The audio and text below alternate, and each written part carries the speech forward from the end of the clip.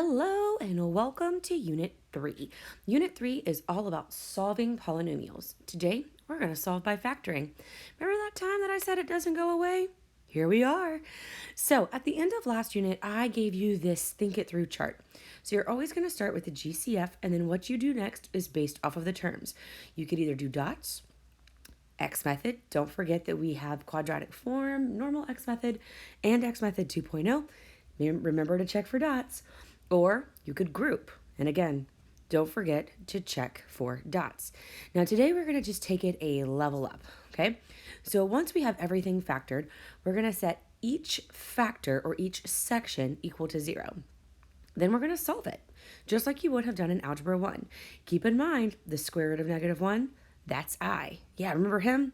He's back. So what I'd like to do is just kind of dive in. What's nice is that all of the examples are going to have the 3 steps right next to you as you work. So the first thing I have to do is make sure all of my terms are on one side and in standard form. So I need to just subtract that 24 over.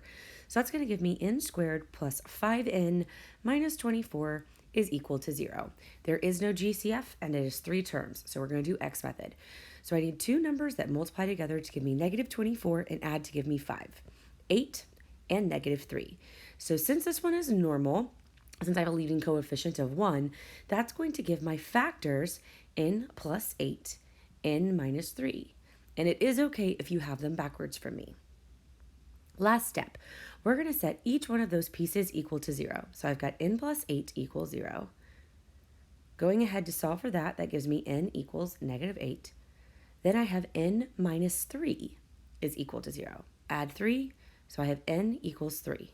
That's your answer. So you could leave your answer if you wanted to, just like that, or you could take it a step further and say n equals -8, comma 3, meaning n equals -8 or 3. Notice that I have 2 answers, which is also the degree of the problem. That should match every single time. Let's do it again. So this time I need to move the 49p over. So that's going to give me 7p squared, so that means 2 answers, minus 49p minus 56 is equal to 0.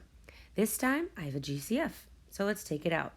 That GCF is 7, which is going to be nice because that takes me from X method 2.0 to normal X method. So I've got p squared minus 7p minus 8, so I'm at X method because of a trinomial. So I need 2 numbers that multiply together to give me -8 and add to give me -7. -8 and -1. Now let's put them in. So I'm going to have 7, p minus 8, p plus 1. Now let's set each one of those sections equal to 0 to solve.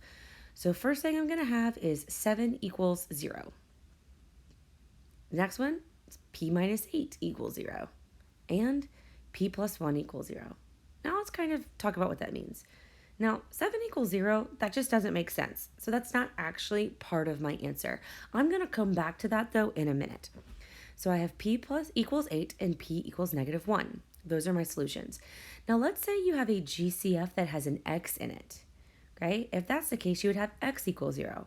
That makes sense. So then 0 would be part of your answer. You'll see another one of those in a minute. Notice that when I go to jump, I'm now jumping to number 6. That's going to help you out in terms of your homework. So this one has a GCF of a to the 4th power, leaving me with 3a plus 4 equals 0. Set them equal to 0. So I have a to the 4th power equals 0 and 3a plus 4 equals 0. Now, anything to any power is just, 0. Now, that 4 is going to be important, though. That tells us that we have a multiplicity, which means that we have 4 zeros. Now let's solve the other one. So I'm going to subtract my 4, divide by 3. So I've got a equals 0 with a multiplicity of 4. That will make a little bit more sense as we start practicing and especially when we get into graphing. And I've got -4 over 3. One more with me, and then I'm going to set you free. Okay? This time we have X method, but be careful. This one's quadratic form X method. So when I go to pop in those numbers, I'm going to have m squared minus 4 and m squared plus 1. They have to equal 0. Now that m squared minus 4, there's my dots. Remember, we always check for it. So that's going to come back down to m plus 2, m minus 2, m squared plus 1. We have officially factored completely. Now we have to set each section equal to 0. m plus 2 equals 0, m minus 2 equals 0, and m squared plus 1 equals 0. So when I subtract 2, that's going to give me n equals negative 2. Adding it, m equals 2. Now let's talk about this guy. This time we're going to subtract, so that gives me m squared is equal to negative 1. Then we square root. The square root of negative 1, anybody? That's I. Now, since we have an equal sign, we're going to have a plus or minus. I is always going to have a plus or minus, so just kind of get that into your head. I, always, plus or minus. Notice that I have 4 answers. Positive 2, negative 2, positive I, negative I. That again, that matches my power. All right, now it's your turn.